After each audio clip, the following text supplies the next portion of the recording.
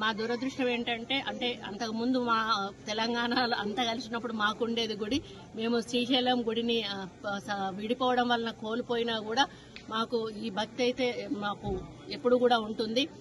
కాకపోతే మాకు కొంత ఇబ్బందికరమైన వాతావరణం ఎక్కడుందంటే తిరుమల తిరుపతి దేవస్థానం నుండి మా తెలంగాణ నుంచి వచ్చేటువంటి భక్తులు కొంత గత గవర్నమెంట్ నుంచి నిర్లక్ష్యానికి గురికి కాబడతా ఉన్నారు.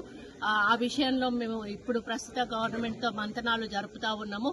గతంలో తెలుగుదేశం ప్రభుత్వం ఉన్నప్పుడు అధికారంలో ఉన్నప్పుడు ఏ విధంగానైతే కొన్ని పద్ధతులు నియమాలు పాటించేవాళ్ళు అదే పద్ధతిలో మా ప్రభుత్వానికి కూడా వారు ఇవ్వాలని వారికి మేము రిప్రజెంటేషన్ కూడా ఇవ్వడం జరిగింది.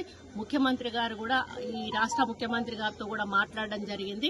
వారు కూడా ఒక పాజిటివ్ వేలో మేమందరం కూడా చర్చించుకొని మొన్ననే వాళ్ళ కమిటీ కూడా వేయడం జరిగింది. కాబట్టి కమిటీలో నిర్ణయించుకొని వారు తెలంగాణకు నుంచి అధిక భక్తులు వస్తారు, అధిక